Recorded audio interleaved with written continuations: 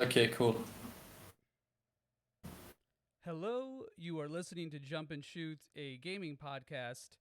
Today is another episode in our Jump and Shoot Sidequest series, which is a series of live streamed, freeform, kind of from the hip episodes about a subject of the guest's choosing.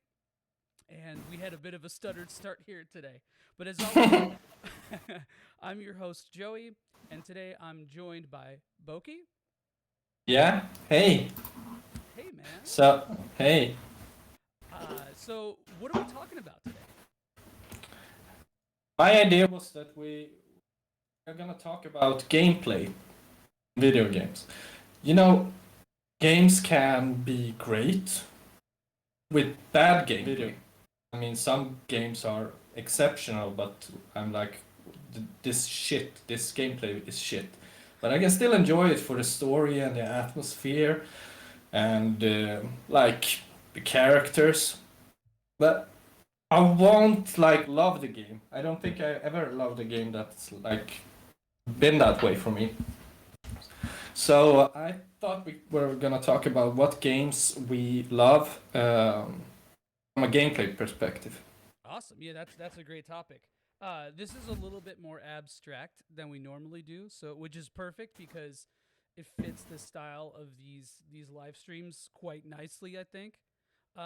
So you right off the bat, you mentioned that so like a game has never really gripped you that does not have a good that does not have good gameplay. And I pretty much agree, but I do have a couple exceptions, and I'm going to give you one right now. Okay. It's Deadly Premonition. Have you played this? No, I actually never played it, but I have watched streams of that game. It's hilarious. It's amazing in many ways. I think maybe that one could count, like the way Oblivion, for instance. It also has shitty gameplay, Oh yeah, according to me, I but agree. it can still be a great. It's still a great game if you're into that stuff, like if you want to find strange things happening in a game, things to laugh about.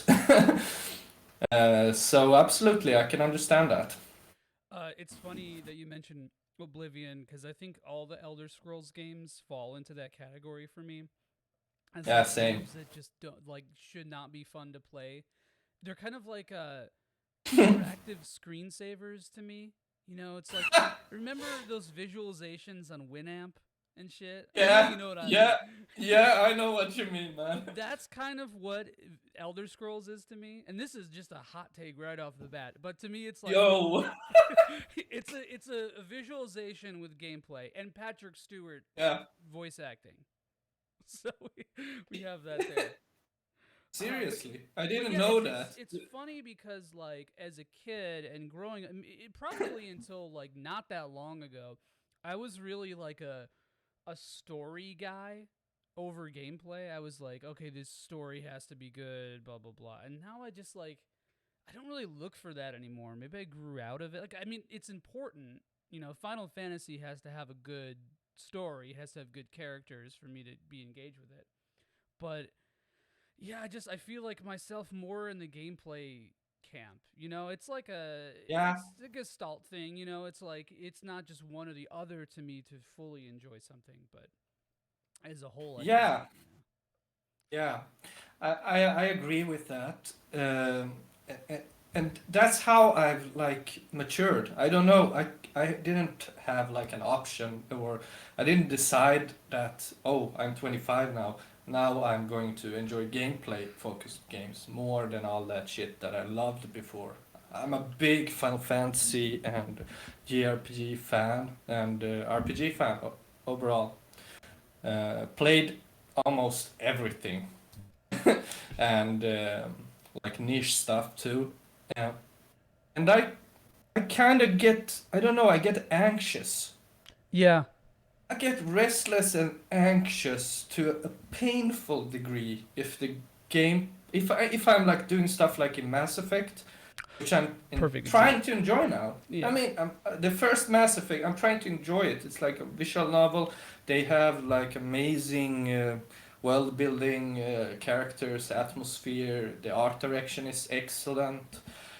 But I'm like talking to all these people in my mindset of how I was as a kid because I wanted to do everything. I want to talk to everyone, every option, know everything, and I'm doing this because that's how you enjoy those games. But it's painful. It's painful to me. I can only play like I don't know 15 minutes, 30 minutes max, and then I have to do something else because I'm thinking about like Returnal.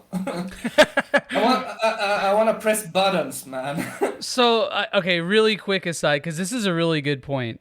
I just have to share this story. I have to do it. It's. I've been Yeah. marinating this joke in my head for a solid like 6 hours, and I'm ready to share it. So, during my playthrough of Returnal, my DualSense started drifting, No, and fuck. I thought it was just like the responsiveness of the controls. And so whatever. So I cleaned it out and it fixed it for a little bit. And then it happened again recently during Mass Effect, funny enough. This all comes full circle. So, I try to contact Sony. I try to do everything, all the things. And it was just a pain in Yeah. the ass. So I went full chaotic evil and just bought a new DualSense and then returned my old one. Like I put the old one. And so Seriously? I did that, and you can say that this whole process was a Sony exclusive because it was all about Returnal. Oh my god. Oh my god. That's a good one, man. And I saw it hit you. Like I saw you came to the realization of Yeah. this stupid joke Yeah. before I hit the punchline. Yeah. And thank Yeah. you. That warms my heart. All right, sorry, but yeah, Mass Effect is a perfect example because I'm actually playing through this right now. Like I literally Same played. here. Same here. I played it after Returnal. That was my goal. I'm gonna start this game too. Word, and there you go. And it's a funny thing to follow shooter wise to go from Returnal to 2007's Mass It's a Effect. special experience. It's a very unique experience to jump from that game to like Mass Effect. And For sure. but still, I'm stuck in the Citadel. So even if like the shooting is shitty, I'm like, when am I gonna do it again? I want to shoot stuff, and then there's these assassins or something. They jump jump out of Right in the nowhere, beginning. and like yeah, and I'm like, yeah, fuck yeah, the game is starting, And then that was just like a small thing. And they died like in a second.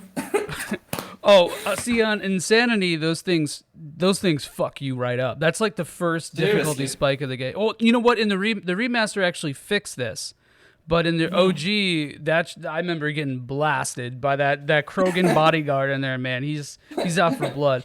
But okay, so it's interesting because I'm in the same boat, and I play those games in the same way because the whole thing with BioWare games to me is doing everything in them. Like putting yourself in the RPG mindset. And that corresponds to gameplay 100%. in its own way, right? And I get that too, what you're saying about feeling anxious and kind of skipping through. I end up kind of like skipping through stuff or speed reading, and I have to catch Yeah, me myself. too. But so it's like, okay, this is kind of an us problem. Like it's Yeah, like it is, absolutely. right, like we set this bar, and as we get older, as we become more aged men, I feel like that the patience drops a little bit. Maybe it'll raise when we're like 50, but Yeah, like maybe. right now, I think don't it know. actually, I think it actually has a bit to do with like adulthood and the anxieties of growing up and becoming an adult, and you're always in like there's always something that you need to think about. It's very hard to, even me. I have to bring my work home with me because I'm a social worker, so it's hard for me to relax. Yeah, I can And imagine. it's really hard. So a part of this is like when I sit down and want to play something, the things that I loved before when I was a kid, because yeah, kids have problems and youth have problems, and when 20s you have problems, but it's different now. The anxiety has settled in you. Yeah. Yeah. uh, so like to deal with that, sitting through stuff and doing all these things that like trying to immerse yourself in a game like that. It has a lot of slow moments where I'd rather like go out and run. I don't know. I'd rather like seriously. I'd rather like do something that makes me feel active. I Yeah. felt active when I played those games before. Baldur's Gate 1, 2, all those games like fire gameplay. That's how Yeah. I felt back then.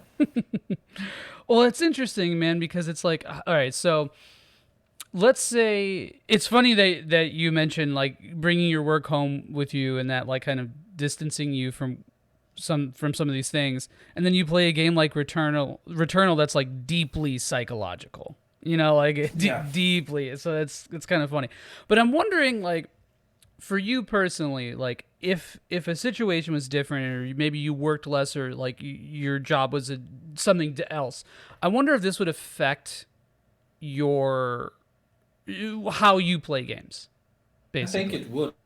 I think it would. I think I could, because many people actually do play those games to relax Hmm. and immerse themselves in another world, think about something else. A story can make you forget and escape from reality. Totally. Absolutely. So I don't know exactly why I react this way these days because I think it's sad, to be honest. I'm sad by it because I'm like originally more into JRPGs and story-based games when I was younger. So I'm trying to find my way back into that. Every time I like go all in. Some games do it for me. Like I played Disco Elysium. Hmm. That Still need to play that. game, man, that game didn't feel like Mass Effect to me. It like it does now because I don't know the world, the characters, the themes, but also the way it's very active, and like every decision counts, and it's all about talking. It's designed that way. I don't think that Mass Effect doesn't feel designed at its core in the same Yeah. ingenious way as Disco Elysium is. Even if it's great, it still doesn't reach those levels. So I think that's like exception, and maybe The Last of Us Part Two. That's like a story that really gripped me. Hmm.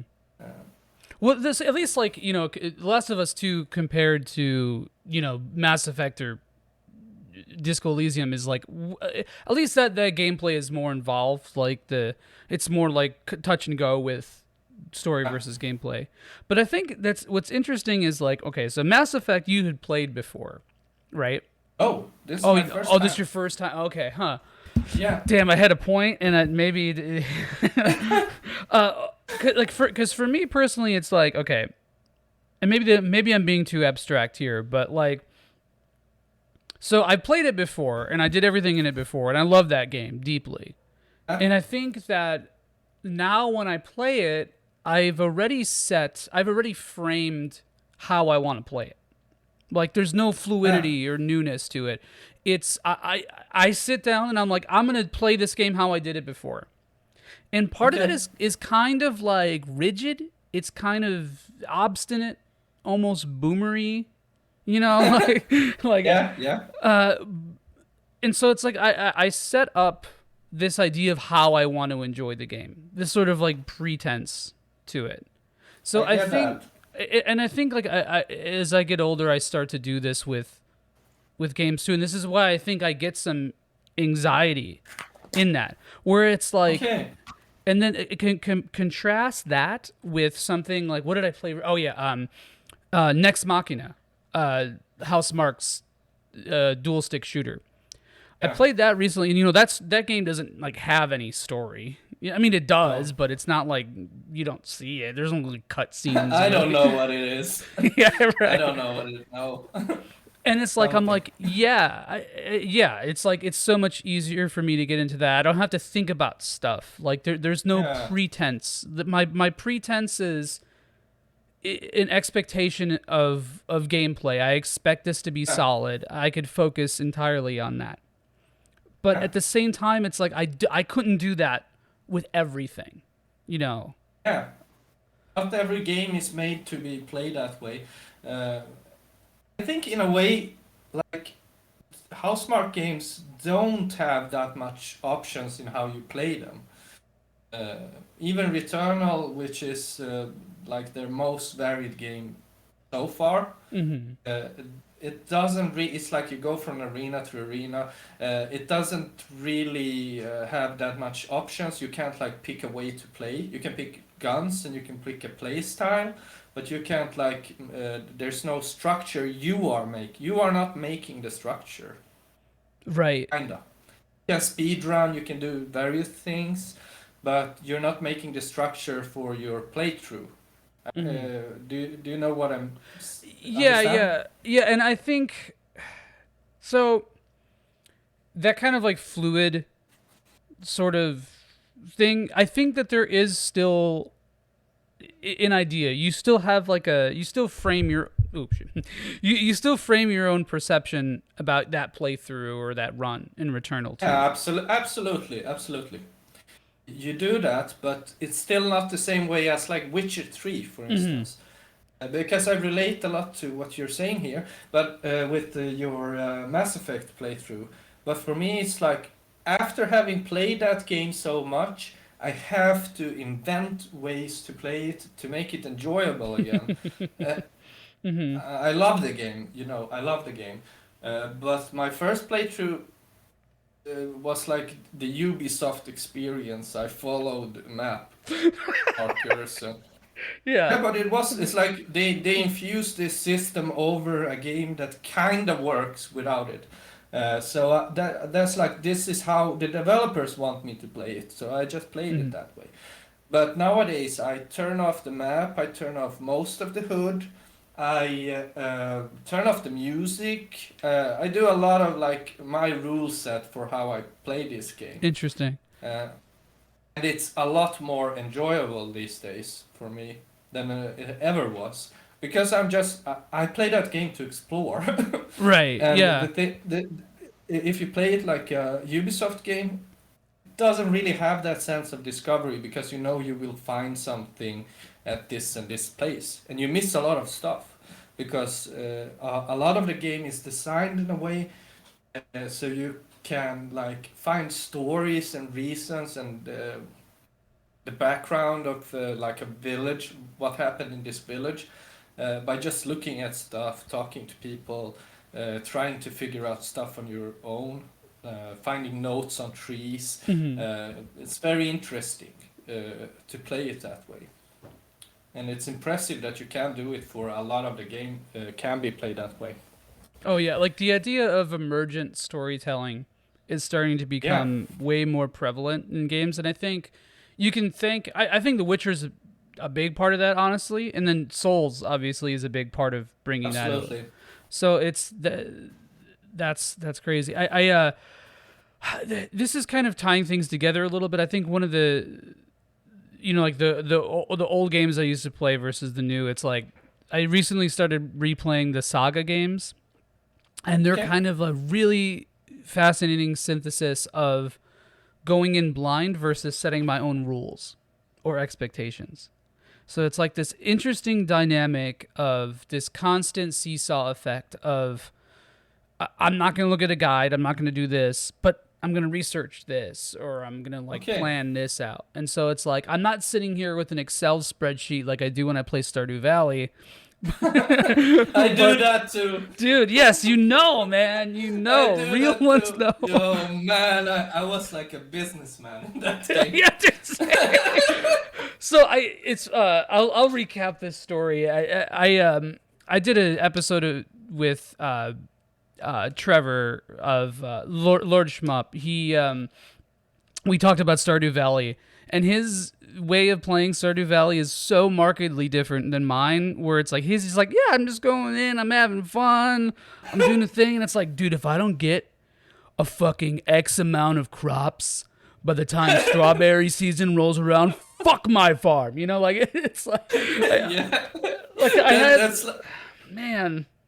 That's exact situation with me and my girlfriend. She plays those games too, and she loves that game too.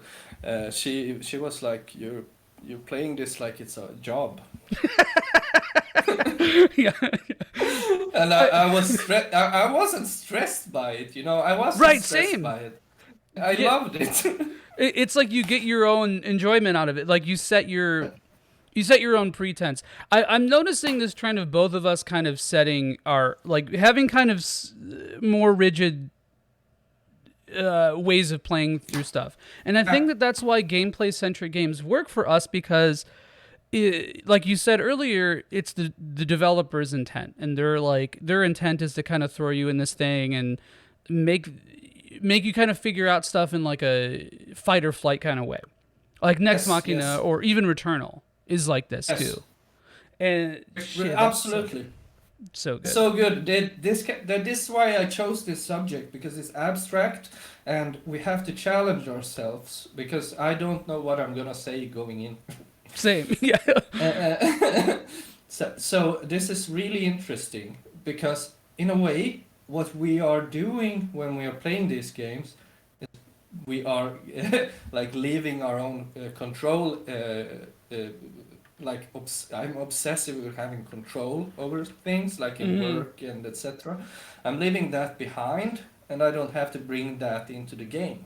Except Stardew Valley, when you have to.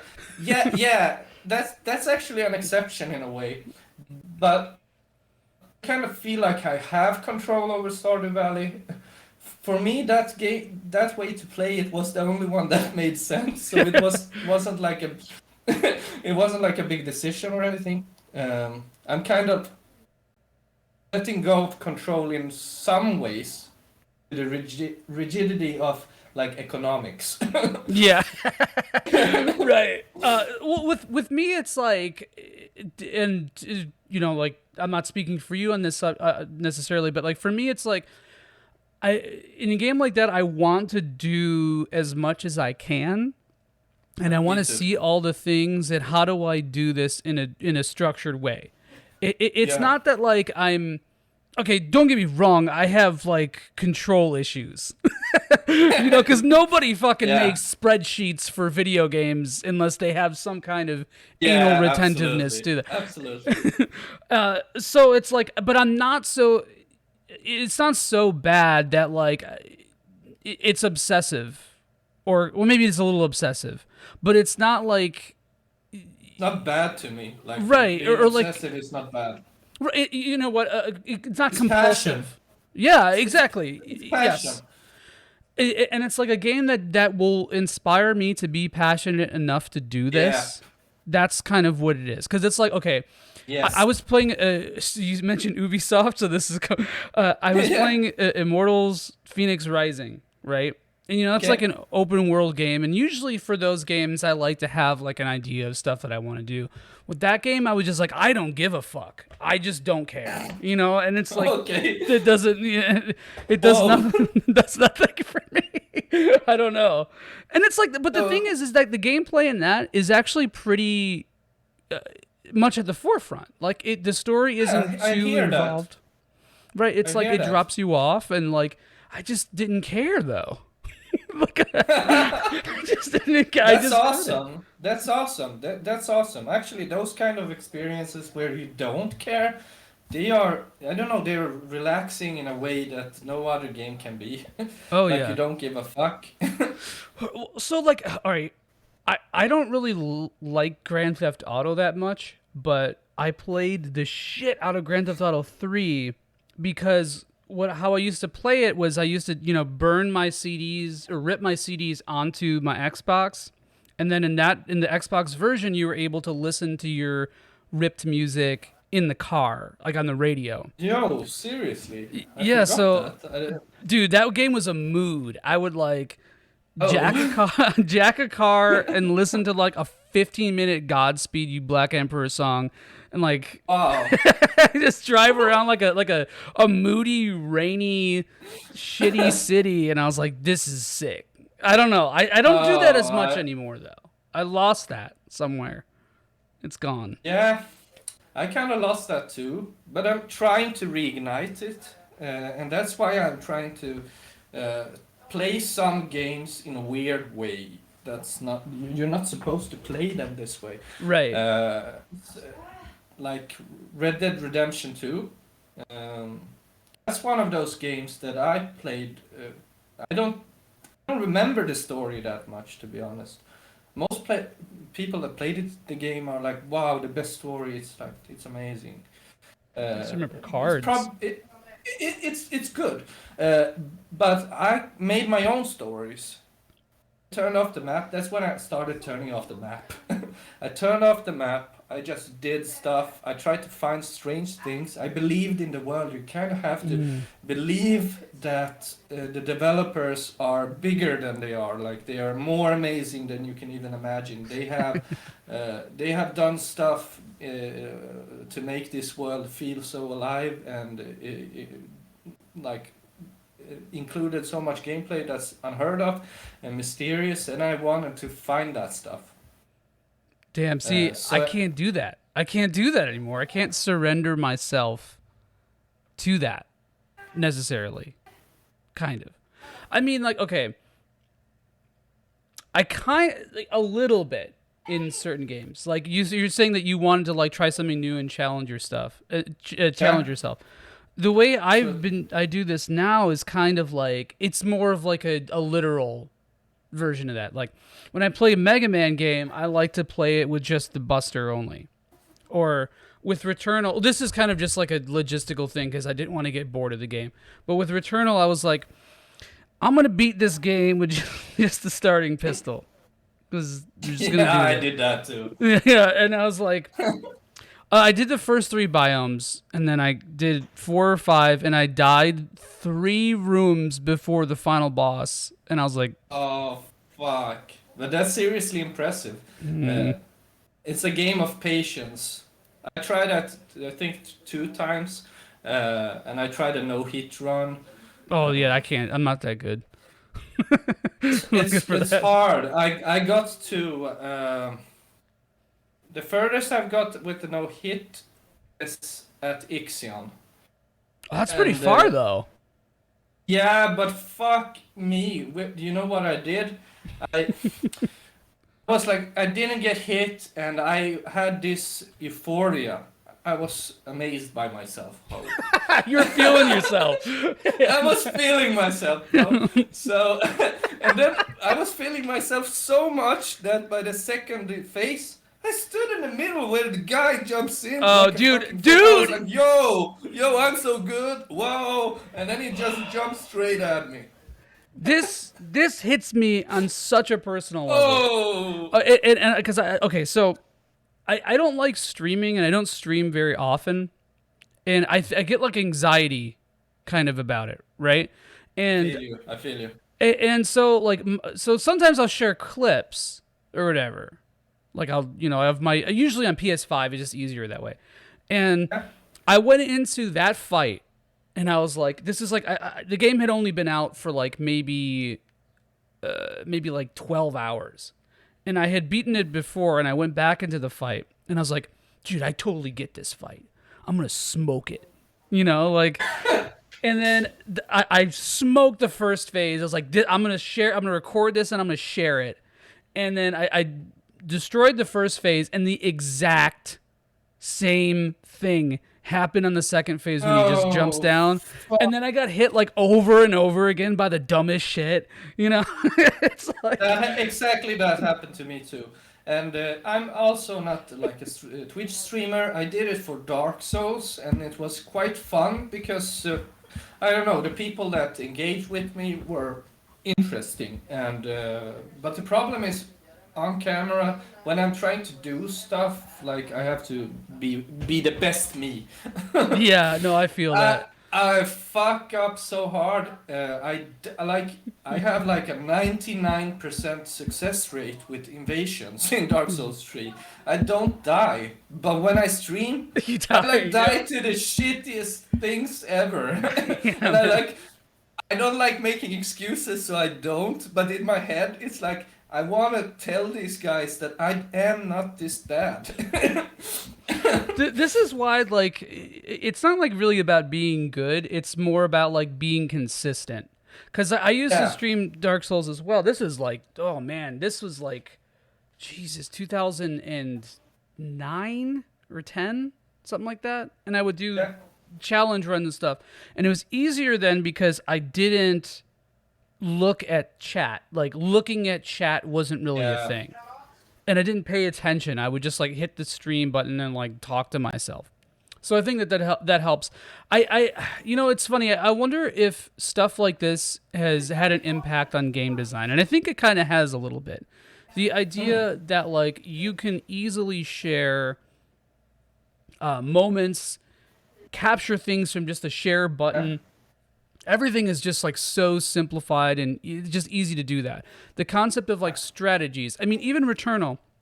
Keep going back to this because it's just an easy subject. But like you put that disc in and it loads up on your PS5 menu, and you like click on it and then you look right under it and it's like it populates videos that are like 10 tips for new players to Yeah. Returnal, like on the native dashboard. Yeah. And so it's like everything is so easily accessible. So I really like respect that concept of just being able to turn off the HUD, just being able to just drop everything and just being able Yeah. to drop trow and let the game fuck you in the ass. Like you just kind of need to do that sometimes. Like it's just a necessity. Absolutely. So I actually do know HUD runs in Bloodborne too. And I did one like recently, and it's an amazing feeling because you get like a sense of when you're close to dying. mhm. And you kind of know when to use items and stuff. So many games can be played with full immersion that way. But what you said there with the game, the way like clips and stuff can maybe affect development. That I think that's interesting and also very hopeful in a way, Mhm. because what we're sharing is gameplay and we're sharing screenshots. So two things that like we want from developers would want, because social media is like the best way to market your product. If many people share the gameplay from your game or screenshots, it's like a hit. So I think maybe that's good. Like maybe developers will make more games that have fire gameplay and awesome, beautiful art direction because of that. Yeah. This is why I put Because Returnal on my list all the time for that yeah, exact reason. because Returnal was like during the first days, or still is, very hyped to watch, and many people share clips, and a Mhm. lot of people watch it on Twitch.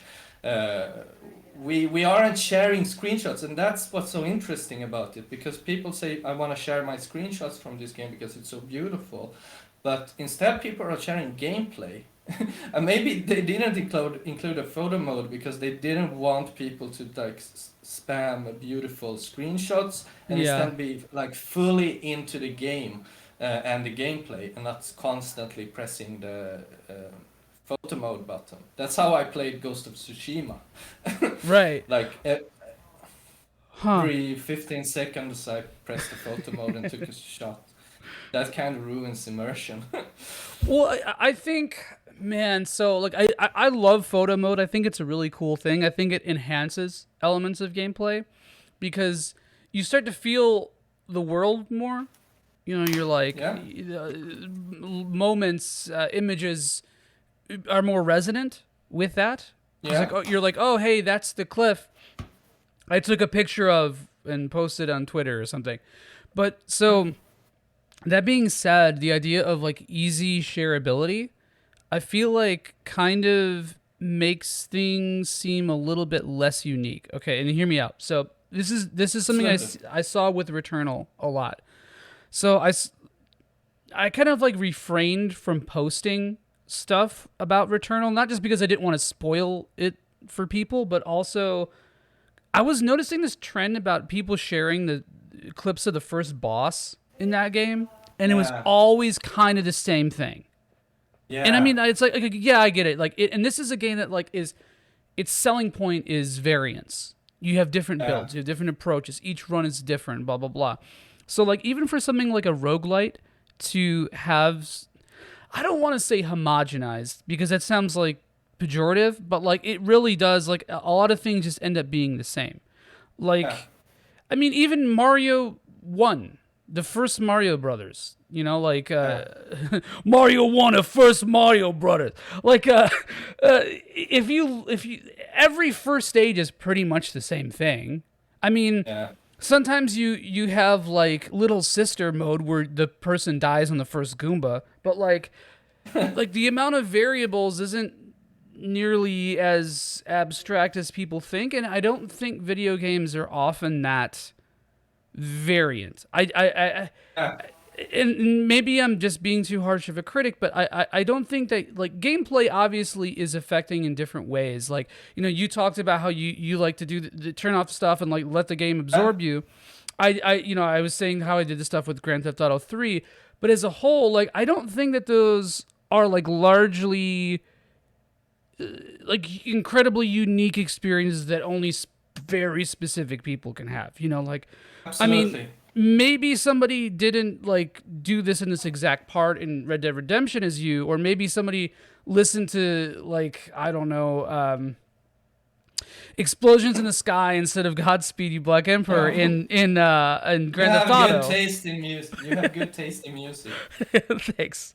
And so it's like there's variations, but I don't think gameplay is often as variant as a lot of people think it is, and that's why I think that like games that are just strictly gameplay and are often a lot more linear than a Yeah. lot of people give them credit for. And that's not a knock. It's just I don't know, like how much more unique can things get? Is that Yeah. cynical? No, I think I have those thoughts as well. Because what I'm noticing is after the first few hours or at the most days, uh, any game will feel like you're almost full of it because you've seen so much. So clips start becoming more and more samey in general, because most people won't play like we do, like Mhm. won't try to push the limits of what the game can do and do unique stuff and have like this thinking at this clip, if I'm gonna share it, it has to be something special and unique and different, like a sense of artistry. I don't Mhm. think people have that in general. But what happens then is that what I've noticed with many games is that the people that were sharing those clips like share them less, but the people that had a sense of artistry to why they were doing it, they show more unique gameplay, and people are interested in that, like those that are hardcore passionate about the game. There's this guy in Halo. Halo isn't. Halo will always be a big thing, but it's not like people are sharing Halo gameplay every day. You don't see it on Twitter, like. Yeah, it's But not this like guy. trending often, No, yeah. it's not trending. So like Mint Blitz, I think it's called. He has his clips. Whenever I see one of his clips, it's like, wow, what the fuck am I watching? This is crazy. This is so amazing. This is like a true artist, Mhm. and those clips get a lot of traction. A lot of people share, and because it's cool.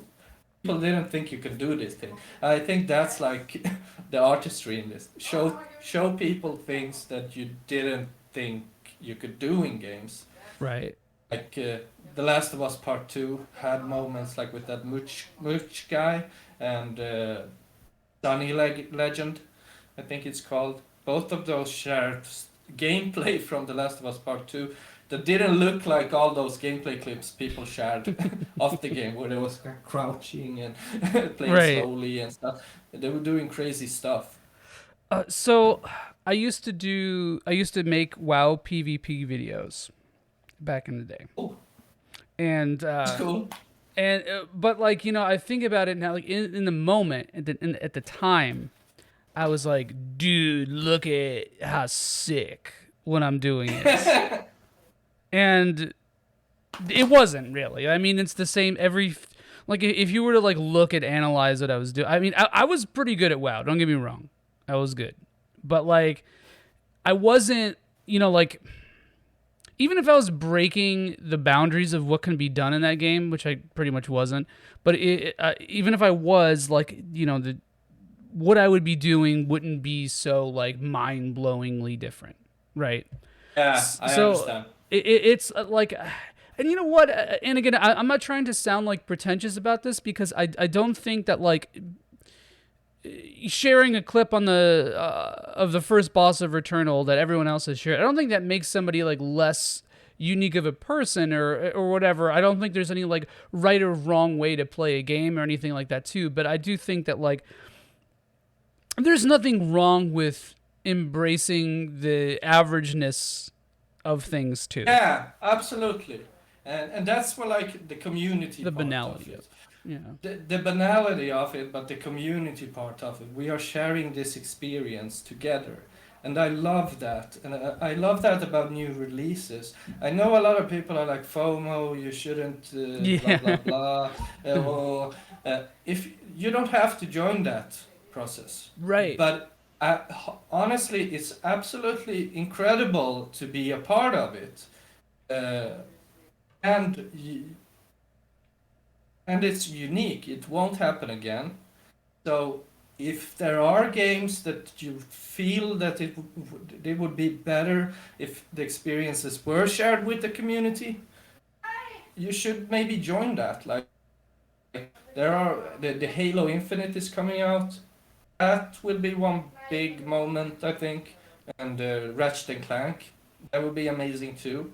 Uh, that's, that's like every major game. That's why people love those games, because it's like watching TV in the 90s. Everyone watched the same shows. We could talk about it. Right. There's a charm to that. It builds culture. And when people can't talk about the same things, it makes the conversations in the end deeper. Yeah. No. So I think More that interesting. totally. I think that people often get quagmired on this concept of like, uh, you know, like I don't like talking about the thing that I'm doing, or you mentioned the FOMO thing. I think that's a thing. Yeah. But like with backlogs becoming so big and there being so many games, like the market for video games is so unbelievably, unbearably, overwhelmingly long tail that nobody has enough hours in the day or ever could to play all the games that are good. So Absolutely. I think that there's something special about the like ephemeralness of playing a game when it's new and having that experience. And again, I don't think that necessarily like that's a validating thing. I mean, you could have just as good of an like I didn't play Mass Effect Andromeda until this year, right? You know, like it's like Absolutely. and like there are things that you miss out on, sure, but like I think that it adds another level of dynamism because it affects how you play a game. Maybe there's more tech now than there was when the game first came out, and like you know, for what's a okay, Pokemon Sword and Shield. Okay, we'll talk about this. Okay. I had a really good experience with that game, even though like it was massively disappointing in a lot of ways. But like, I had a really good experience with it because I engaged with it really heavily with people who got it because it was the shiny new toy, and it was fun for that Yeah. reason. And like, it's like that kind of stuff. Like, I mean, if I just were bored and sat around and I was like, I'm gonna play Pokemon, you know, it's like for the first time I haven't played it yet, I probably wouldn't have enjoyed it nearly as much. So I don't think there's anything wrong with like embracing the newness of it. You just have to be cautious. You have to decide like what you might want. Absolutely, and that's why I say like you have to choose the experience you want to take part of. Some people like to downplay this experience. I don't think you should do that. Uh, but you pick the experience. Like you pick which shiny new game and you want to be a part of. Because around that game, the best thing is talking to friends about it, talking to strangers, doing exploring stuff together and learning new things as a community. That's like Dark Souls to me. What Yeah. Oh everyone's yeah. yeah, or a fighting game. I love those experiences. When a fighting game releases, nobody knows shit. So we learn together, and it's like, oh, you find new stuff, and you're so excited about it. You want to share it, and we are on the same level as everyone else. Yeah. It's kind of actually kind of, yeah, because you really see Darwinism in place when you watch like Yeah, fighting game vets versus like somebody who's just very moderate with knowing fighting game yeah, knowledge. yeah, absolutely, But no, absolutely. but yeah, what you're saying is true. I mean, because like, okay, let's say you and I are both like, I don't know, like casual to moderate at fighting games, and we're both the exact same skill level. We play a new fighting game for the first time, and it's like wild, dude, because it's like you Yeah, don't know what's going on. The tech is you don't. yeah, There are things that you're not taking advantage of, things that you're sticking with that you shouldn't be. It's a really dynamic experience, and like yeah. you build that off that. And you know what? Speaking of community and building things off, you tweeted asking about what are some games that other people consider to have some of the best gameplay, but maybe lack in other departments. So I'd like to reel this in for a second, kind of go over a couple of the things here that people mentioned. Absolutely. I'm just gonna go get a beer Yeah. All right. because Yeah. I put them a bit far off from here. All I'll be right. back in 1 second. Okay. I will fill the dead air with let's see. What's one that okay. So Arian says Bloodborne, of course. I mean, yeah, that one's obvious.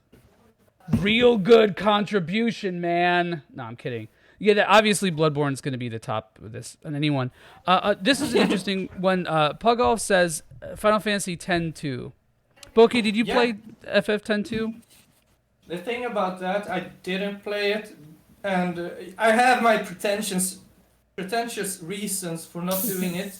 Uh, but I promise I will play it. It's gone so. There's been so many years between me playing Final Fantasy X and these games that I think I'm ready for it.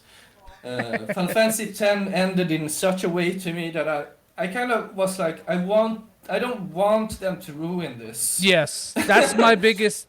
Honestly, yeah, that's one of the reasons why 10-2 also doesn't resonate with me, and I think that that's further exemplified by the fact that one of the big reasons why 10-2 was greenlit was because they tried to recoup losses from Spirits Within. Oh, seriously, I Yeah, didn't so it was know like this. easier to Whoa. make that. So no, I agree with this a lot. I think, but 10-2's gameplay is solid as hell. It Okay. almost carries the game. Almost. It's one of the better battle systems in the series, but Okay, cool. it. I don't know if it. Yeah, Final Fantasy requires a neat synthesis of things. And Yahiko Yeah. says, "Child of Light." Did you play Child of Light? Yes, I did. Do you agree with his assessment here? He What says is he saying? Child of Light made me realize gameplay is the most important factor for him. Yeah, I can vibe with that because Child of Light reminds me a bit of like a Dark Souls experience. The sense of discovery and everything being rooted in gameplay and you finding yeah, like it's like a Metroidvania in a way. The storytelling and lore is a lot is bound to the way you play the game in a way. Totally. So yeah, I can absolutely see that. It's a great game. I don't know why I keep forgetting about it. I played it 2 times. Uh, I need to have it on some list because it's really good. It's like Ubisoft made it, I think. Oh yeah. Oh no. Was it they Was it? published it He or published it. okay? That makes. I don't remember, but it was like it's an underrated game. So I always have to check my bias because I fucking hate Ubisoft, man. I like I just can't. I try so hard to be objective and like I try. I'll just say that I try. Pucho says Celeste, Super Mario World, Rayman Legends, pretty much all the NES, SNES. Did I just like lose followers for saying SNES? NES, SNES, Mega Man games. Yeah, so those are all pretty much pure gameplay games. Absolutely. Celeste too. I mean, Celeste is like it perfectly showcases that like a game that is like pretty much 100% gameplay still has viability and is such a hot market thing, a hot market like concept. But Celeste is still, in that realm of games like Returnal or maybe even Dead Cells, Dark Souls, like of where like the storytelling is really subtle, but that subtlety Yeah, makes it. And I think Child of Light is a lot like this too, where like the story moments are actually really strong because they're not prominent in the gameplay. exactly. Exactly. So Those all of those games, like when the story beats hit, they don't have many of them. They are they feel like dramatic in a way. Uh, 'Cause they don't have happen so often. Dark Souls cutscenes too can be quite like amazing, or Bloodborne when they oh happen. yeah. You think of you don't forget them. Yeah. Oh, and this is Yahiko says Celeste is a great metaphor for mental illness and climbing the mountain, and that Yeah, combined with the world and level design. Yeah, I mean the concept of another aspect of mental illness. This is an important. This is, I don't know. Maybe I'm getting too off the rails with this, but okay. The go concept go. of repetition compulsion. And Boki, you're a social worker. You know what this is. This is, doing the same thing over and over again, expecting different results. Celeste is Yeah, kind of like this because you do this, you fuck up like 5,000 times before you get. yeah, But the thing is that you do end up succeeding in that game. That game is designed in such a way to where you can repetitively compulse. That sounds yeah. disgusting, but you can do that and then succeed. So I think that there's a metaphor to be fished out of there somewhere that David Yeah. Lynch would say something about. I don't know. No, but seriously, that's one of the most amazing things about gameplay. Is like you can tell stories, or you can have a deep meaning behind gameplay as metaphor. I think in a way a lot of great games do this. Um, I'm trying to think of some examples. Every Sure, FromSoft game. every FromSoft game. Yeah, Yeah, literally, yeah. like everything is tied to something. Like the blood in Bloodborne and how it works. How you like hunt stuff and get if you get hurt, you can get back your blood. Yeah. And it's tied to health. All these kinds of things have like a deeper meaning, and you can dig deeper through the game. And form always follows function because like there is a lot of games that are really Yeah, heady about this kind of thing where they try to do this, but it's like kind of what's the word, like just kind of on the nose. yes, that's the word. Blasphemous really much like this. Blasphemous is like an all right game. It's pretty good. But it really tries to do the same subtle souls storytelling kind of thing, Yeah, and it's just like it just kind of like, dude, it's a little too obvious, like there's a lack of nuance and a lack of subtlety. And I mean you see this with AAA games all the time, but like I think it's different, like there's that level of kind of just pure entertainment there with with that just I don't know. Sorry, I think that's kind of going beyond the point. But let's loop this back and let's talk about the concept of a gameplay loop, right? Like, Boki, what does a gameplay loop mean to you? This question is it's something I've been thinking about a lot. I think like the term is very valid in journalism and criticism, but I also think it's a way to summarize stuff that are deeper and like more that have more. You miss a lot of gameplay stuff when you're just talking about the loops.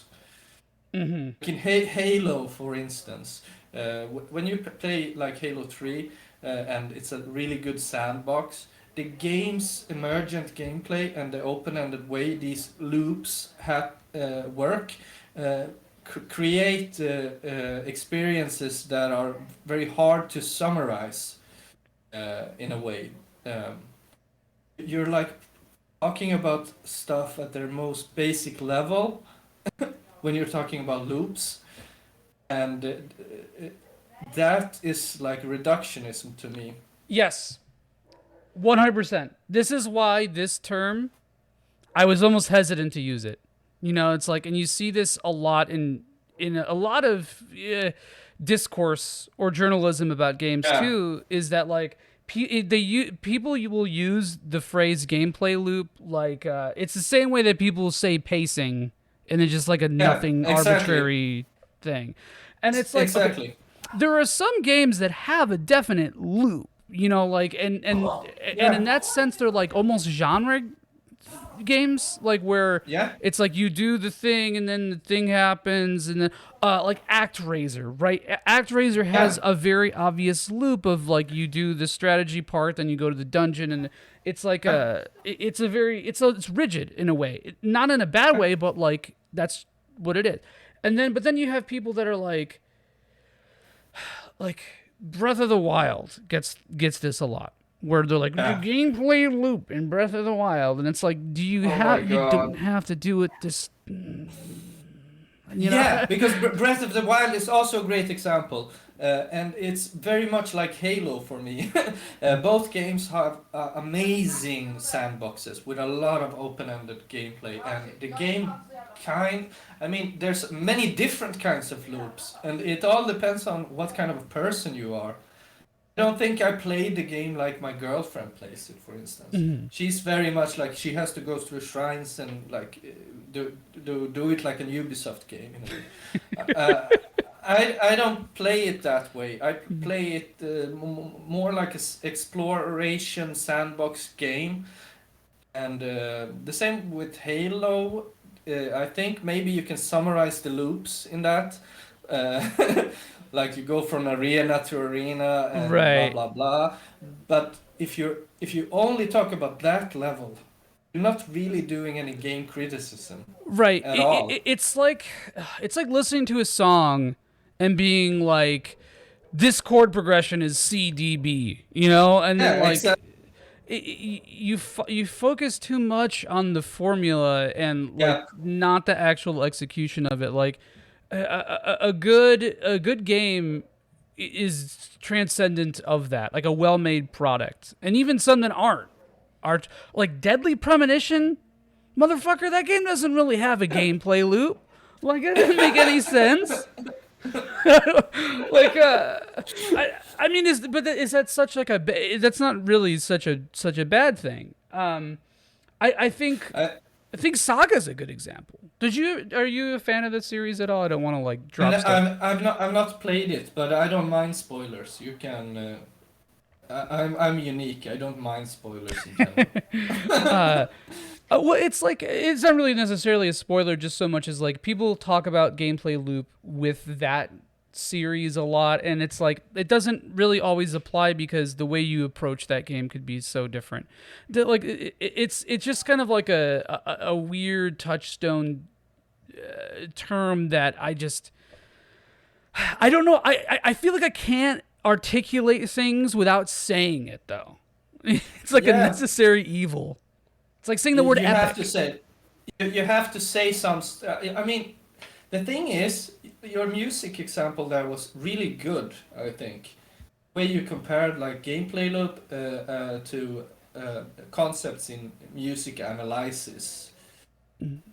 and the very basic, most basic level of analyzing a song and talking about it and critiquing it is identifying various formula or forms, Mhm. motifs, whatever, identifying these things. But that's not interesting. Like, Right. if you're analyzing Mozart, for instance, he's very formulaic. When he goes outside of the formula, it's recognizable. It's something strange, and then in some way, it's a part of the formula anyway. But we're not really talking about like his pieces if we talk about the way they are formula of them, because it's like the content is important. So when people use that term in game criticism, they often do the laziest possible thing. This game, Assassin's Creed, it has this gameplay loop. You go to this tower, you do this thing, and that's the game. And the game is a lot more than that. Even I don't like Ubisoft games. I don't like Assassin's Creed. But even when I play those games, there is a lot more to that than doing those things. Yeah, and it's like I guess you got to kind of consider the audience too. You know, it's like that's just an easy. It's like a heuristic. It's just like a simple thing that's sort of easy to throw around that people kind of implicitly understand the meaning of. Because even if you're not like, I was gonna say I could tell this to my dad, but I don't think my dad. But like, there's some people like who aren't really who don't really play games, who you can say the term gameplay loop and they'll kind of implicitly understand what you're saying just from context, right? Yeah, absolutely, absolutely. So it's like I get it, but yeah, it's kind of just and going back to the music analogy too. It's like, okay, so you can say, like, hey, this you can analyze music in an academic sense and it makes sense and it's fitting and it whatever, and you can say Yeah, something like, this uses like a sus5 chord instead of what would normally be this, and it's like, what is the creator trying to do with this statement? It's like, yeah, you yeah, could sit there and you can analyze that, but yeah, like, also the chord progression is sometimes just a chord progression. It's like you yeah, lose exactly. this sight of the bigger picture. Exactly. You're too microscopic, and I think the reason why gameplay loop works is because most criticism, like reviews, they are consumer information. They are Mm-hmm. intended to make you decide between if you want this product or if you don't want to buy it. So they're not really doing criticism. I don't know. It's not like, I mean, a guy like Tim Rogers, he does it, but it takes a lot of fucking time. Yeah, and Tim And Rogers ain't for Joseph, everyone. it ain't for everyone, but like Joseph Anderson, there are people doing actual criticism, but a reviewer doesn't really do that, and it can be fine using like gameplay loops, so like the audience understands what they're talking about, but it can in some examples, in some ways, it can be like reducing the game and making it less appealing than what it is. So here's a philosophy 101 question for you. Is repetition in gameplay a bad thing? No. Elaborate. Like repetition in gameplay, I think that it's like in music. Uh, Good music is made on repeating motifs and themes and structures and varying them in various ways. So even the most amazing masterpieces in music and the best songs, all of them have and use a form of repetition. It can be like drones, Hmm. like repeated tones or Big fan. chords. I love drone music. Or noise, using various types of. Everything is about repetition and making the player expect things or the listener expect things, but then also going outside those expectations expectations. You create expectations, you break expectations, you thrill people by introducing new stuff to the gameplay that um, uh, makes it like it's these little wow moments, I think. Totally. Two really good points in. First of all, everything you said is on point, but two really good points in the chat too, and it's that you need to extract the value of your systems via repetition. And the second thing was Yeah. that Yaiko said was repetition mirrors real life in order to learn something. You know, you get as you keep doing Yes. it, you get better at it, and that's like Yes. part of the fun. Sometimes. Absolutely. And dealing with repetition and designing repetition in games is one of like the hardest stuff a developer can do, in my opinion. And many people fail at that because some games are bad because they are repetitive. I mean, because a game can be bad because it's too repetitive. Right. But It's all contextual. Oh shit! yeah. I gesticulated too hard. Sorry. The challenge is knowing when the player has had enough of and learned that part of the gameplay for the developer to introduce something different and that uses their skill set in a new way or introduces new skill sets that they have to learn. And you know, off this subject too is also like boredom. I see Yeah. a lot of times this argument that people say they're like, if a game is boring to me, I'm gonna play something else because I play games to have fun. And it's like, okay, yeah, all right, yeah. Like I'm not gonna sit there and read like a dry treatise about like I don't know, man, about Mozart. You know, I'm not gonna sit there and like, or I like, will. yeah, damn it. No, that was a good. That was a good analogy, but or yours was rather. But yeah, I mean, like, you know, there's sometimes mundane things aren't a bad thing. And if everything is super exciting, then nothing is exciting. It's like life itself. If everything was always Absolutely. amazing, then where's the? I'm The sure you pacing could of derive game. like a religious philosophy off this. I don't know. Absolutely. No, it's true, actually. It's like the pacing of gameplay, and there's a concept, I don't know the words in English, but främmandegöra. It's like making things strange.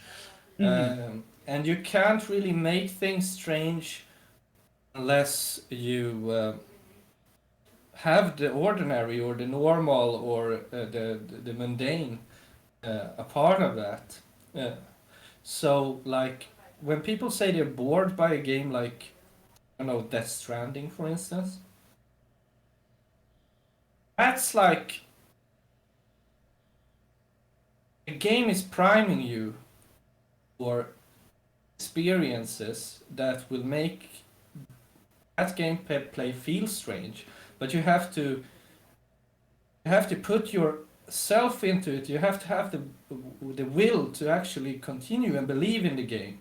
That's why people that love Kojima, fans of games, will love it eventually because they believe in the game.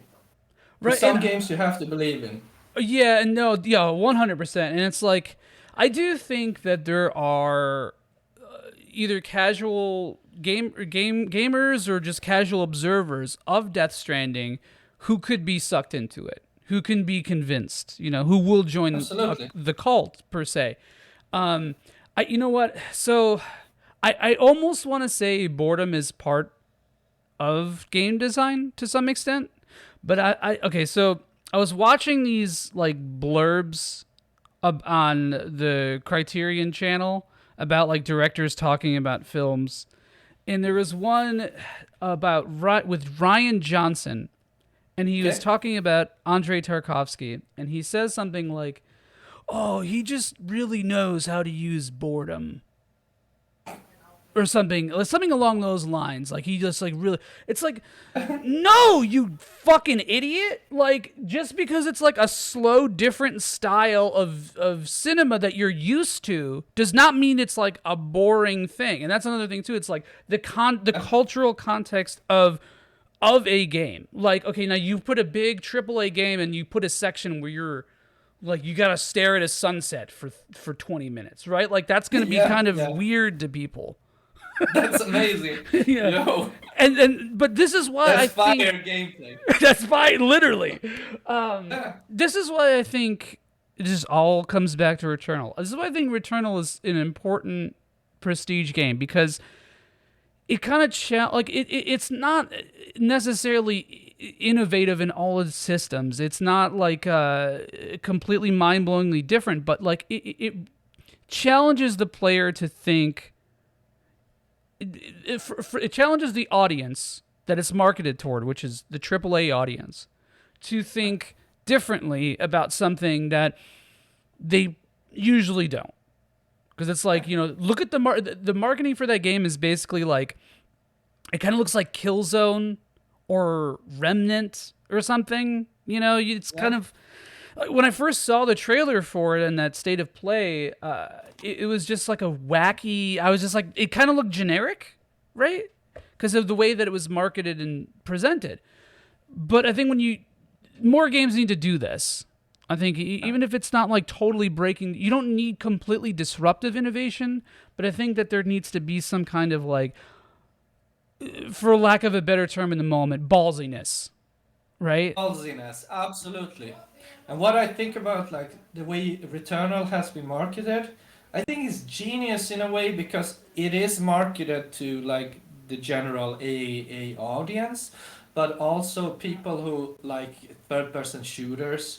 And that's a big audience. But people who like sci-fi, that's a big audience. Like they marketed the hell out of that game, but in a way that reminds me of like old school gaming. When we were younger, it wasn't like we didn't know what every game was. We I'm just 19, knew that dude. I'm kidding. 19. I'm not 19. What the fuck? Yeah, okay, but when I was 19. younger, hard 19, okay. When I was younger, the games you got were the games you got, and if they looked hype, you got it.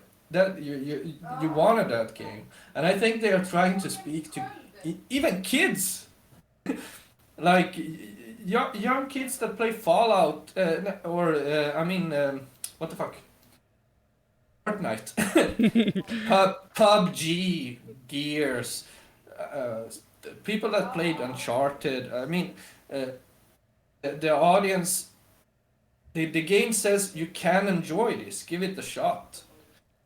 I think a lot of people that wouldn't have played that game if they knew exactly what it was and how it was, they would probably say, like most people, is not for me.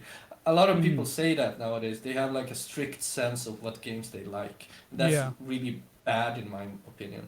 I think the way they market it is that anyone could play this. Yeah, and I think I think that is kind of true. I think that anybody can play any game. You just have to be in the right kind of mindset for it. I think a really good way to describe this, and this is like the nuance doesn't quite match up, but okay. I love playing shitty games sometimes because you get just the spectacle of it is so like wild. Like some friends and we played Fight of Gods on stream. Did you ever see? No, what's that? Oh, dude, it's like a meme game. So like the roster is like Santa Claus, Gandhi, Jesus. Like it's just Odin. It's just like a wacky meme game. So like that was fun. Also, Rise of the Robots for Super Nintendo. Are you familiar with this at all? No. It's a fighting game, and it's like you basically have two moves. And it's like you can't really select different characters.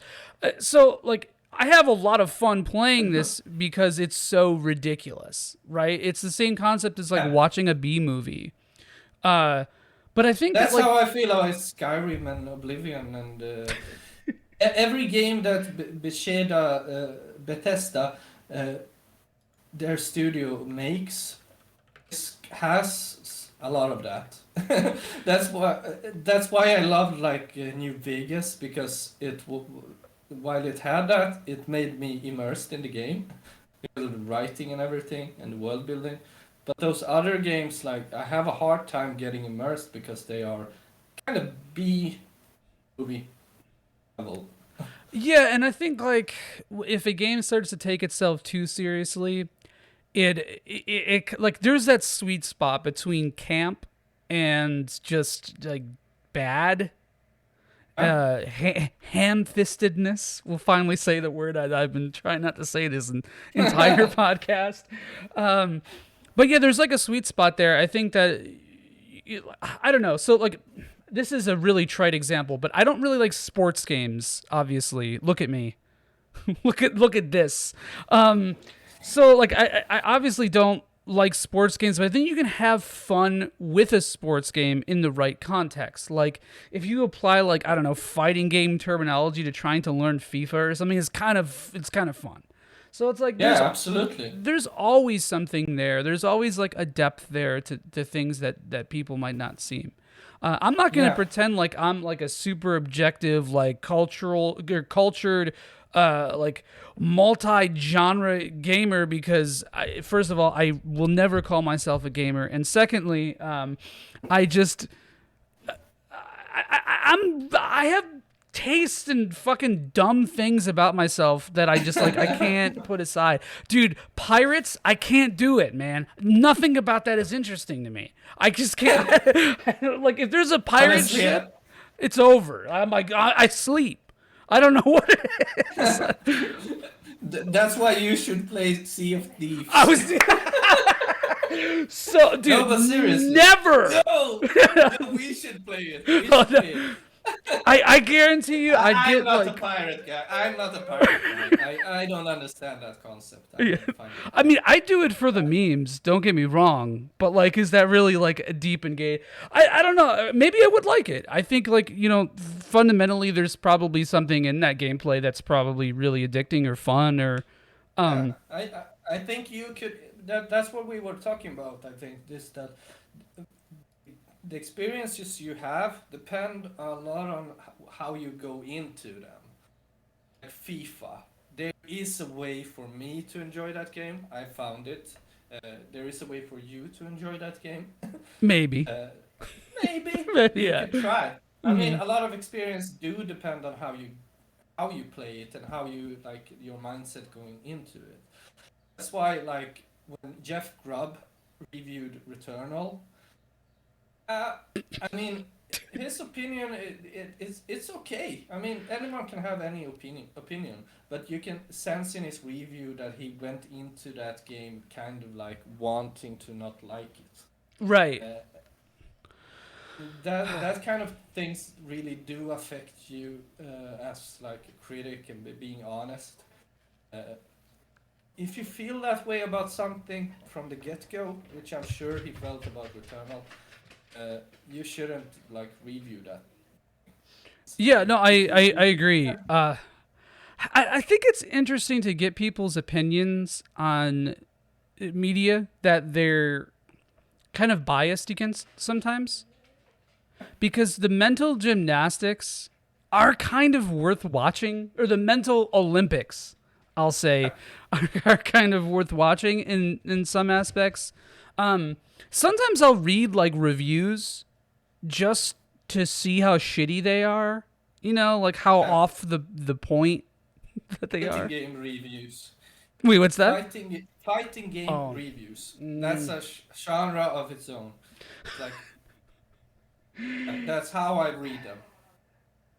it's like the YouTube poops of video game reviews. I think. Oh Yeah, man. seriously. But if you do read a lot about reviews, the genre you love, for people who don't like aren't really into it, maybe, uh, you get this sense. you learn to then identify that kind of talk. Right, and you could That inoculate can, yourself from it.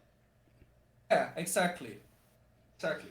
So yeah, that's so. You know what? This is why I think like if you hate something or you vehemently disagree with something, like my hair is vehemently disagreeing with this humidity, so it's just like fuck you, man. It's not gonna work. Um, but like I feel like you kind of have to sort of like learn the language of the people you hate, right? Absolutely. So it or maybe not hate, but like that whom you disagree with. Yeah, absolutely. You So don't it is interesting. vibe with them. You don't vibe with them. Right there you go. It's like a kind way of saying it. I think there's a lot of people I don't vibe with. It's okay, they're different people. I don't vibe with. Right, and I try to not engage necessarily with that. Like if I see like I'll see people share some dumb idiot take, and I'm just like it's not worth my investment. You know, like it's like Yeah. again, Returnal is just the theme, the leitmotif of this episode. But it's like I saw so many head ass takes about this game, and I'm just like, Yeah, it's me just too. not worth Yeah. investing in because you if you go Agreed. down that rabbit hole, you're never coming out. And if you like, sometimes if you'll come out like Willem Dafoe and Antichrist, like you know, it's you can. That's a good reference. I thought of a foxhole, and that's the first thing I thought of. I don't know. I'm a sick. It's amazing. Your mind is amazing. Yeah, Or yeah, just but full of Criterion Channel. I don't know who I am anymore. I agree with you. Like become way more chill, and I don't really engage a lot with people I disagree with. I don't have time with it. Sometimes I can like summarize a certain tendency I see and speak my mind on it because it's worth doing that. I don't like the takes on Returnal I've seen. It was people talked about that game that never played it, and you could see sense that like there was some Xbox dude like, now I'm not into this kind of roguelikes, and this game has this and that, and I'm like, where's your PS5, bro? Like,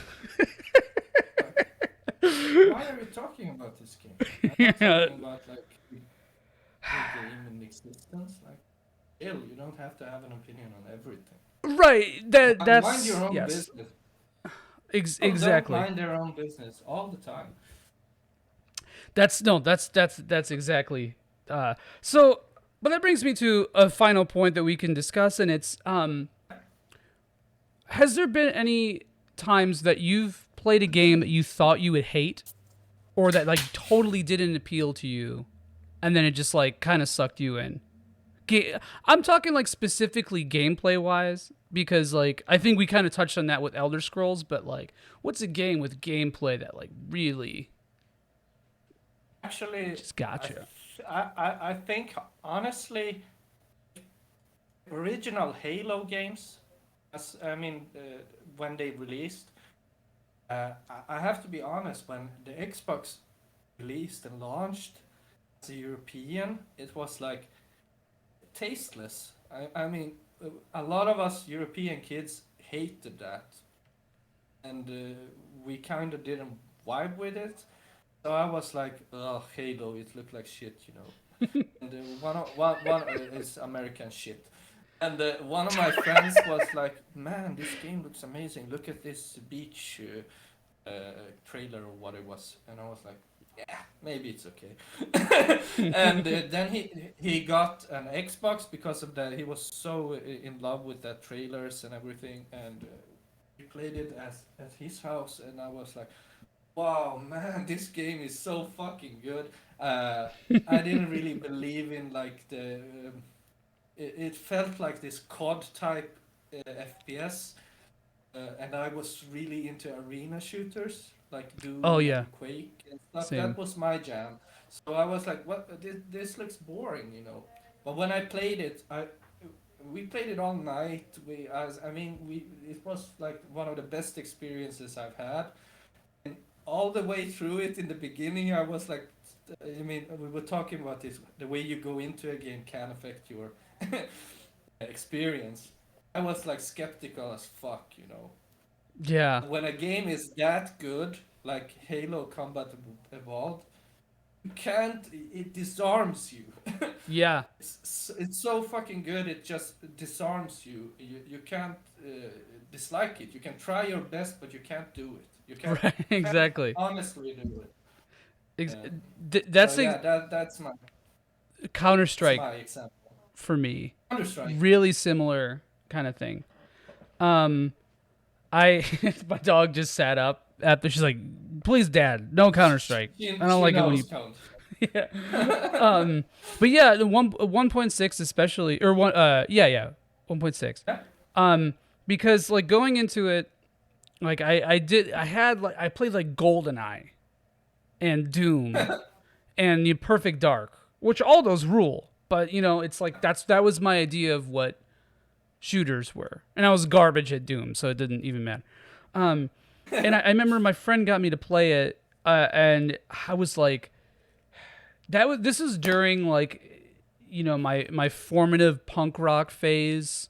I think like George Bush was probably the president, and in the U.S. because we're the only ones that matter, man. And I just remember being like, fucking army bullshit, stupid, you know. And then I played Yeah, it, I relate. and I was like, I mean, I'm not saying that like Counter Strike doesn't have this like distinctly American hegemonic tone, but like it just the gameplay loop Yeah. of it really sucked me in, and it just the skill ceiling was insane, and I had never really like played a game like actually like where I had to be good at it to play it basically. Yeah. So yeah, that's just that's it's funny how they're both shooters. Yeah. That's amazing. And I also I've never really like Counter Strike and Call of Duty and that type of shooters. Didn't really get into that during that phase, and that was my punk rock phase. You know, kind of It's funny how stopped that playing works. games. Yeah, I didn't play because of that, and then later I tried Counter Strike with I work with kids, you know, so I took one of my kids to this like PC cafe.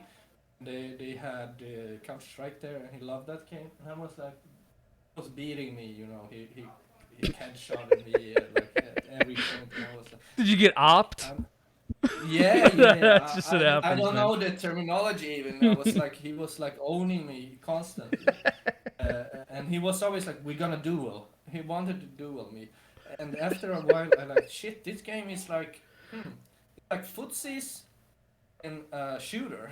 Yeah, It's that's like, a yes, yes. yeah, it's like, whoa, shit. It's like a fighting game, and I really liked that we were dueling each other. So I got kind of obsessed about it for a while. You know, man, Halo was like that with me as well because when that came out, I was like I was still in the Counter Strike mode, where now I had reversed my stance, and I was like everything else that isn't this sucks.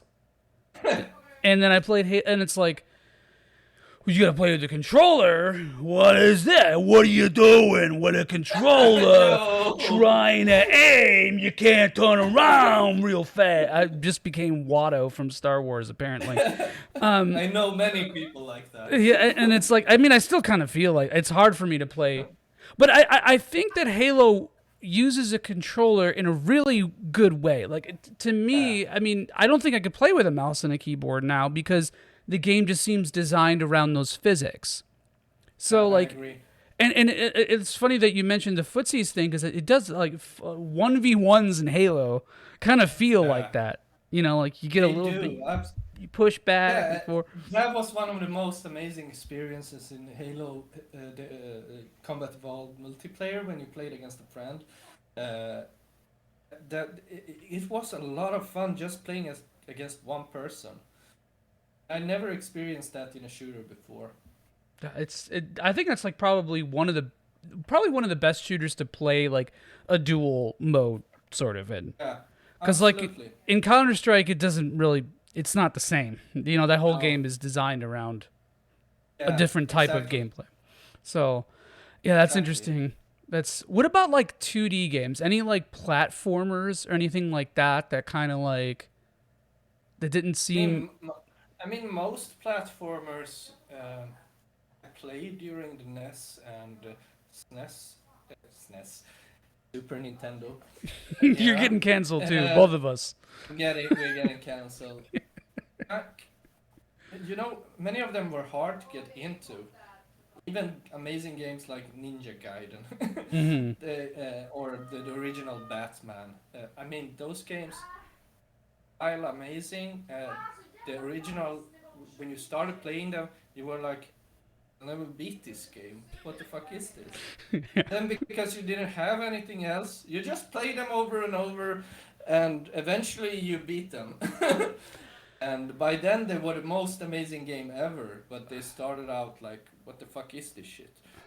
So I'm going to bring up one point before we close this up because that's a really good point because it both pertains to gameplay and also kind of not.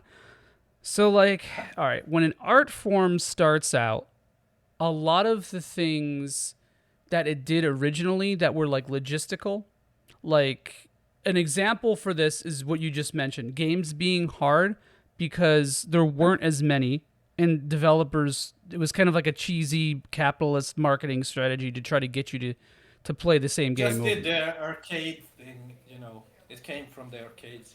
It's like philosophy. The philosophy is capitalistic in the its core. Right, exactly. And it's like, you know, film has this literature is the same way. Whereas the medium evolved, it be started to like lose some of that. So like when we start getting into that discussion of like difficulty in games, it's like I see where that logic comes from. Like people saying everything should have an easy mode and so on. Like I get it because like you're shedding the vestigial in Yeah. some to some extent, right? Uh so good food for thought on that, I guess. I Um think that. yeah, go ahead. Sorry. Oh no. I mean, I just saw Insomniac Games reveal their like accessibility uh, options and the plethora of amazing things you can do uh, to like make the game more suited for you as a person, so it works for you, and that's amazing. Like, I was really impressed. But it's like this. I don't know. I have a hard time admitting it about some games, like from software games. Uh, I think it's because I haven't been imaginative enough about how you can adapt and change those games to make them more accessible. To 'Cause- from soft games? yeah, because I don't want an easy mode. I don't want it in those games. They are not about difficulty settings. Right. Difficulty settings in them, the concept isn't that great. I mean, in most games they aren't designed well at all. It's like arbitrary as fuck. Uh, but accessibility is a different thing. I think we could do like from software titles more accessible without using a difficulty mode. Yeah. Oh, I mean, there is a difficulty mode in Dark Souls 1 and 2 and Absolutely. it's using the halberd. That's really, Yeah. you know, you Or just or you know, magic and demon souls. It's like uh, you're pushing back that difficulty slider. yeah. No, And I'm those, kidding, but yeah. it's already in the game. I agree about that. Difficulty options are already designed into the game. You just have to like ask around or check forums or Reddit and see how can I make this game easier? How can I beat it? Because in any game you can like use a bow, magic, there are a lot of ways to cheese stuff. There is you can over level, you can do a lot of stuff to make the game easier. That's the setting. It's in the system. It's in the world. It's like designed in an immersive way as a core concept. But accessibility, on the other hand, that's something different.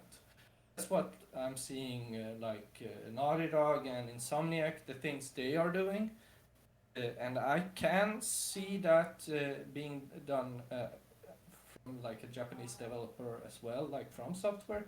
They could be inspired by that and see maybe there are ways we can make the game more accessible, not easier, just more accessible.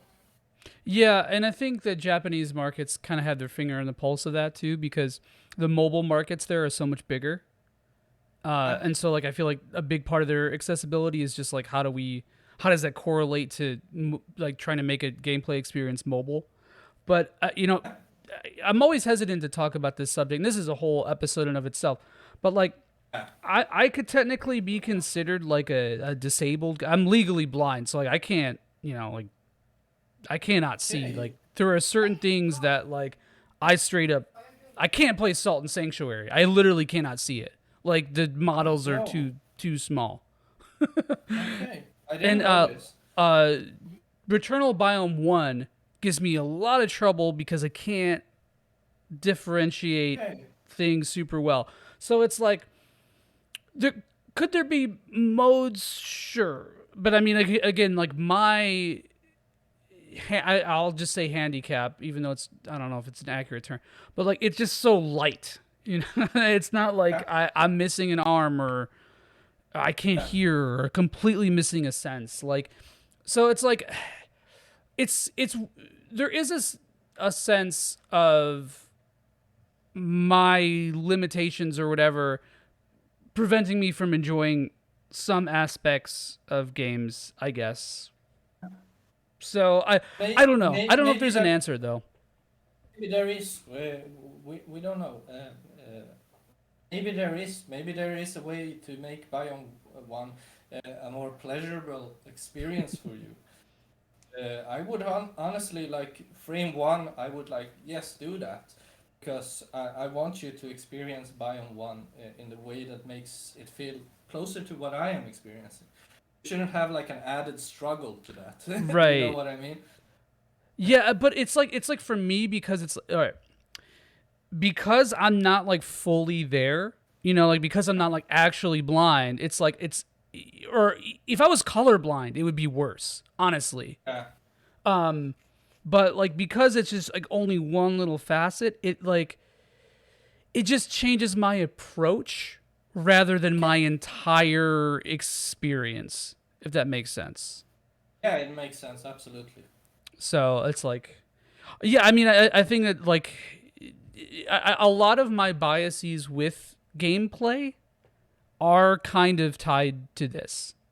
And I guess I should have we should have started the episode with that because it kind of affects everything. But it's kind of like a plot twist at the end Yeah, here. absolutely. We can talk more about that next time we chat. For sure. Yeah, sorry, this did go on a little bit longer than I No anticipated. problem. Is It there was anything that you amazing wanted to fun. chat about before we wrap everything up? No, I think this was an amazing and fun conversation, and we pushed ourselves to think quite a lot, and I enjoyed it, and I got a lot of new thoughts from it that I will continue thinking about and reflecting on. So that was kind of my goal with this. That's why I like abstract topics. You never know where they go, and it's hard to tie in stuff, but it's like philosophy. You're just talking, you're discovering things. Dude, hell yes. And I had a blast. Boki, thanks so much, man, for being accommodating with your schedule here, and for No coming on problem. here and chatting. It's been a pleasure, man. But before we wrap up, where can we find you on social media? What's all your connective things here? I'm only on Twitter basically. I can't do too much social media. I love Twitter because as a person who likes to write but doesn't have a lot of time writing because I have a lot of work and other responsibilities, and I love the format, so that's where I am. Cool. What is your Twitter handle for people who may be listening? Uh, it's a bit hard to pronounce explain, but it's at uh, fuck, it's hard. GEHETMUSEAEM.